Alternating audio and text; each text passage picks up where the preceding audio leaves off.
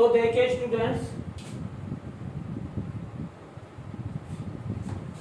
हम बात करेंगे ग्राफ के अंदर व्हाट इज फाइनाइट ग्राफ। तो देखिए फाइनाइट ग्राफ क्या होता है, इसकी डेफिनेशन देखिए। ए ग्राफ जी, एक ग्राफ है हमारा जी, वी और ई जो इसके एलिमेंट है, is said to be finite if both set v and e are finite. इसका मतलब हुआ कोई अगर ग्राफ है उसके अंदर जो v का मतलब जो वर्टेक्स हैं, ये हमारे जो पॉइंट होते हैं ये वर्टेक्स कहलाते हैं। वर्टेक्स या इनको नोड बोलते हैं। तो ये जो वर्टेक्स होते हैं तो इनकी जो नंबर्स ऑफ वर्टेक्स होते हैं वो फाइनाइट होने चाहिए, मतलब वो काउंटिंग बाउंडेड होने चाहिए, वो कम जिसको हम गिन सके।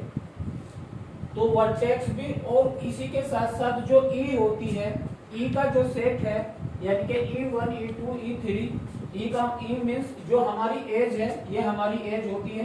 दो पॉइंट जो हमारे दो वर्टेक्स होते हैं उनको जो मिलाने वाली लाइन होती है उसको हम एज बोलते हैं। और जो हमारी एज होती है वो भी फाइनाइट होती है, यानी कि एक ऐसा ग्राफ जिसके अंदर वर्टेक्स की संख्या भी फाइनाइट हो और जो हमारी एज है उसकी संख्या भी फाइनाइट हो, ऐसे ग्राफ को हम फाइनाइट ग्राफ कहते हैं।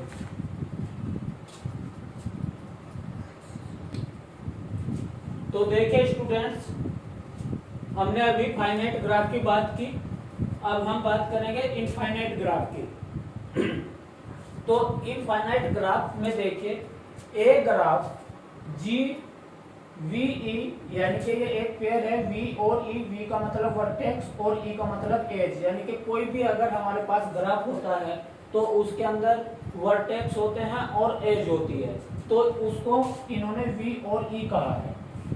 तो और जी कोई ग्राफ है, is said to be infinite if both set V and E are infinite. इसका मतलब हुआ जो हमारे पास वी जो वर्टेक्स हैं, वर्टेक्स में ये पॉइंट जो होते हैं इनको वर्टेक्स भी कहते हैं, इनको नोड भी बोलते हैं, इनको पॉइंट भी बोलते हैं। यदि ये हमारे पास इनफाइनाइट हो, यानी कि वर्टेक्स के जो नंबर्स हैं वो हमारे पास इनफाइनाइट हो और उसी के साथ साथ जो एज है E1, E2, E3 जो हमारी लाइन होती है इसको एज बोलते हैं, अगर इनकी संख्या भी हमारी इनफाइनाइट है, कोई ग्राफ है उसके अंदर जो वर्टेक्स है वो भी इनफाइनाइट है और एज जो है वो भी अगर हमारे पास इनफाइनाइट है, तो ऐसे ग्राफ को हम इनफाइनाइट ग्राफ कहते हैं। तो देखिए ये एक एग्जांपल है इनफाइनाइट ग्राफ का।